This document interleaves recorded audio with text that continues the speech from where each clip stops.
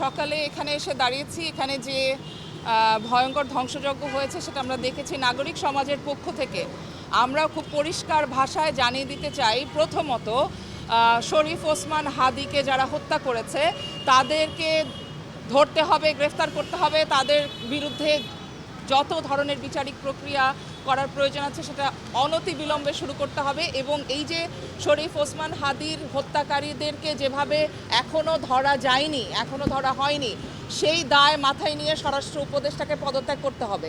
এছাড়া গতকালকে রাতে থেকে আমরা দেখেছি যে যেভাবে মিডিয়ার উপরে হামলা হয়েছে, যেভাবে প্রথম আলো, ডেইলি স্টার সহ ছায়ানট এবং আরও অন্যান্য সরকারি বেসরকারি প্রতিষ্ঠানের উপর হামলা হয়েছে, জানমালের ক্ষতি হয়েছে, এই জায়গাতেও সরকারকে খুব গুরুত্বপূর্ণ এবং জরুরি ভূমিকা নিতে হবে।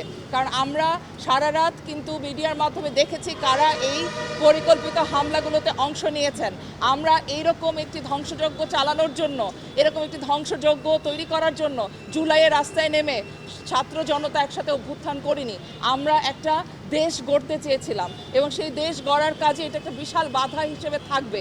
এবং আমরা আশা করি প্রত্যেক মিডিয়া হাউস, প্রত্যেক সংবাদ মাধ্যম কর্মী এই সংবাদ মাধ্যমের উপরে এই হামলা এবং আক্রমণকে তারা নিন্দা জানাবে এবং এর বিরুদ্ধে দাঁড়াবে। আমরা আশা করব প্রতিটি রাজনৈতিক দল এই মুহূর্তে বাংলাদেশে একটি সুস্থ, নিরাপদ এবং জননিরাপত্তা সম্পন্ন একটি সমাজ তৈরি করার চেষ্টা করবেন এবং এর জন্য আমাদের শান্তি শৃঙ্খলা রক্ষাকারী বাহিনী যতদূর সম্ভব এই শান্তি রক্ষা করবেন। এবং নাগরিকদের প্রতি আমরা আহ্বান জানাবো তারা যেন কোনোভাবেই সহিংসতার সাথে সামিল না হন, তারা যেন কোনোভাবেই আইন হাতে তুলে না নেন, তারা যেন শান্তিপূর্ণভাবে প্রতিবাদ করেন। হাদি হত্যার বিচার চাই এবং তার সাথে সাথে আমরা সকলকে শান্ত থাকার এবং জানমালের ক্ষতি এবং অনিরাপদ করে তোলার বিরুদ্ধে অবস্থানও নিতে চাই। আমরা রাজনৈতিক দলগুলোর কাছে দাবি জানাই তারা যেন অবিলম্বে তাদের যত সমর্থক আছে, তাদের পার্টির লোকজন আছে, তারা সকলে যেন তাদের মাধ্যমে দেশকে একটি শান্তিপূর্ণ দেশের জায়গায়, শান্তিপূর্ণ আন্দোলনের জায়গায় তারা যেন উৎসাহিত করেন, তারা যেন কাউকে সহিংসতা করতে উদ্বুদ্ধ না করেন। এবং আমরা এই দাবিটা নাগরিক সমাজের পক্ষ থেকে আজকে আমরা এই দাবি নিয়ে এই প্রত্যেকটি জায়গায় যাওয়ার চেষ্টা করব যেখানে আক্রমণ এবং হামলাগুলো হয়েছে। পরিদর্শন শেষে আমরা প্রত্যেক জায়গাতেই একইভাবে আহ্বান জানাবো নাগরিকদের কাছে, গণমাধ্যমের কাছে এবং রাজনৈতিক দলগুলোর কাছে। সবশেষে আমরা দাবি করতে চাই যে এই যে সরকার এই মুহূর্তে রয়েছে, নির্বাচন আর কয়েকদিনের মধ্যেই, সুতরাং এই সময়ে দেশে জননিরাপত্তা, শান্তি শৃঙ্খলা বজায় রাখা এবং এই সমস্ত দায়িত্ব সরকারের এবং এই দায়িত্ব তারা পালন করবেন। এই জবাবদিহিতার মধ্যে সরকারকে রাখতে হবে। বিভিন্ন ব্যক্তি এবং প্রাইভেট প্রতিষ্ঠানের উপর এই হামলা আক্রমণ বরদাস্ত করা হবে না। কিন্তু শেষ কথা হচ্ছে হাদির হত্যার আমরা তদন্ত এবং বিচার দেখতে চাই। আমরাই নাম্বার ওয়ান। নাম্বার ওয়ান হচ্ছে মেরিল পেট্রোলিয়াম জেলি। ঐক্যবদ্ধভাবে এই আওয়াজ তুলেছে। আমরা চাই যে আমাদের মধ্যে কোনো রকম ভয় না ছড়াক, আমাদের মধ্যে সাহস থাকুক। কিন্তু আমরা গত রাতে যা দেখলাম, আমাদের ডেইলি স্টারের বন্ধু জাইমা যখন বলছিল যে সে নিঃশ্বাস নিতে পারছে না, সে মারা যাচ্ছে, এই ধরনের একটা অনুভূতি নিয়ে 30 জন সাংবাদিক ডেইলি স্টারের ছাদে ছিলেন। আজকে আমরা যখন এসে দেখলাম 6তলা 7তলা পর্যন্ত পুরা চুরমাচুর করা হয়েছে এবং সমস্ত কিছু ধ্বংস করা হয়েছে এবং মানুষের উপরে কি পরিমাণ ত্রাস এবং ভয় সৃষ্টি করা হয়েছে প্রথম আলোতে করা হয়েছে।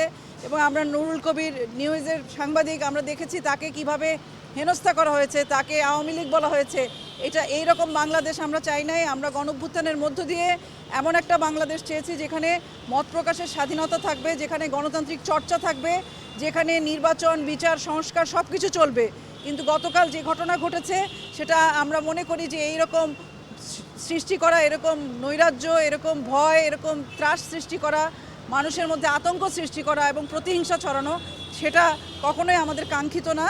আমরা মনে করি বাংলাদেশের জনগণকে এবং বাংলাদেশের সকল রাজনৈতিক দলকে ঐক্যবদ্ধ হয়ে আজকে যে হাদি হত্যা হয়েছে সেটার বিরুদ্ধে যেমন দাঁড়ানো দরকার, তেমনি বাংলাদেশকে রক্ষা করা, সংবাদ মাধ্যম থেকে শুরু করে সবাই যাতে মত প্রকাশের স্বাধীনতা পায়, কারো উপরে যাতে কোনো রকম হয়রানি, কোনো রকম মত পরিচালনা না হয়, সে বিষয়ে আমাদের ঐক্যবদ্ধ হতে হবে। আজকে ডেইলি স্টারে হয়েছে, প্রথম আলোতে হয়েছে, ছায়ানটে হয়েছে, কালকে আপনার আমার উপরে হবে না সেটা কোনো নিশ্চয়তা নাই।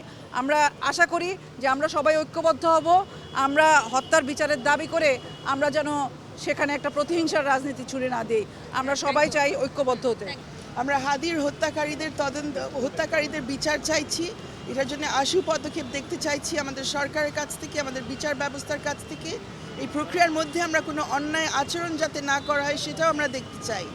পাশাপাশি আমরা এটাও বলতে চাই কেন এই হামলা এসেছে প্রথম আলো, ডেইলি স্টার এবং ছায়ানটের উপরে।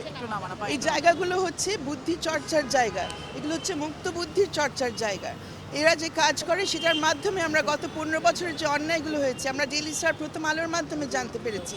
আর অনেকে নিশ্চুপ ছিলেন, আপনারা যারা আমাদের সামনে আপনারাও কিন্তু নিশ্চুপ ছিলেন সেই সময়। তো হামলা কেন এদের উপরে এসছে, কারা এটা থেকে ফায়দা লুটানোর চেষ্টা করছে, কাদের এখান থেকে সুবিধা হচ্ছে। আমরা ডাক দিতে চাই সব মিডিয়া হাউসকে, সব মিডিয়া হাউস, একদম কোনোটা আমরা এখানে বাদ দিতে চাই না। সবাইকে আমরা দেখতে চাই যে তারা এখানে দাঁড়াবে, তারা ডেইলি স্টার এবং প্রথম আলোর প্রতি তারা এখনই তারা সংগতি জানাবে এবং এরা যাতে আবার তাদের কাজ চালু করতে পারে অনতি বিলম্বে, সেটার জন্য তাদের কাছ থেকেও আপনাদের কাছ থেকেও আমরা সেই উদ্যোগটা নিতে চাই। সর্বশেষে আমরা এই কথাটা বলতে চাই যে সরকারের কাছ থেকে আমরা আর নীরবতা আর নিষ্ক্রিয়তা দেখতে চাই না। ডেইলি স্টার যে জায়গায় অবস্থিত, প্রথম আলো যে জায়গায় অবস্থিত, ছায়ানট ভবন যে জায়গায় অবস্থিত, এগুলো হচ্ছে আমাদের দেশের রাজধানীর কেন্দ্রবিন্দুতে। এগুলো দূর দূরান্তে না, কোনো অজপাড়া গায়ে না, এগুলো আমাদের সেনাবাহিনীর ক্যান্টনমেন্টের থেকে কয়েকশো গজ দূরে মাত্র। পুলিশ বাহিনীর এখানে এত সময় লাগার কথা ছিল না।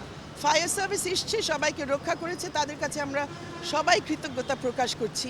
কিন্তু আমাদের সেনাবাহিনী কোথায়, আমাদের পুলিশ কোথায়, তাদেরকে নির্দেশ কেন সময় মতো দেওয়া হচ্ছে না, এই বিষয়গুলোর জবাব আমরা চাইছি। ধন্যবাদ। সামাজিক যোগাযোগ মাধ্যমে ভেসে বেড়াচ্ছে, মৃত্যু হবে তিনি জানতেন, রাজপথের মৃত্যু হবে তাও হয়তো জানতেন।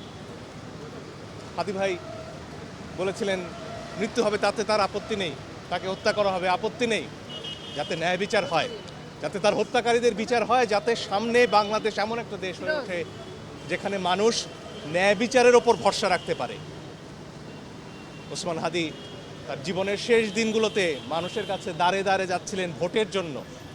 একটা নির্বাচনের স্বপ্ন দেখেছিলেন হাদি, দেশে গণতন্ত্রের স্বপ্ন দেখেছিলেন। হাদির মতো আরও অসংখ্য মানুষ জীবন দিয়েছেন এর জন্য নয় যে গতকালকার রাতে আমার আরেক বোন, আমার ভাইয়েরা একটি ভবনের ছাদে উঠে নিঃশ্বাস নিতে পারবেন না, বলবেন হয়তো পরিবারের সাথে আর দেখা হবে না।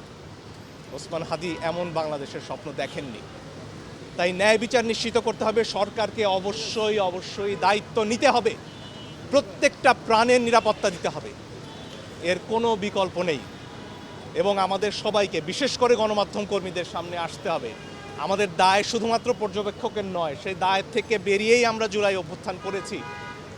এবং এরপরেও যখন যেখানে মানুষকে হত্যার আয়োজন করা হবে ক্ষুদ্র স্বার্থসিদ্ধির জন্য, সেখানে আমাদেরকে শুধু পর্যবেক্ষকের ভূমিকায় নয়, আমাদেরকেও রুখে দাঁড়াতে হবে। আমরা আইনের শাসন চাই, ন্যায় বিচার চাই, গণতন্ত্র চাই এবং সবার উপরে হাদি হত্যাকাণ্ডের বিচার চাই। যাদেরকে পালিয়ে যেতে দেয়া হয়েছে, কেন পালিয়ে যেতে দেওয়া হলো তার উত্তর চাই। তাদের দায়িত্ব নিতে হবে।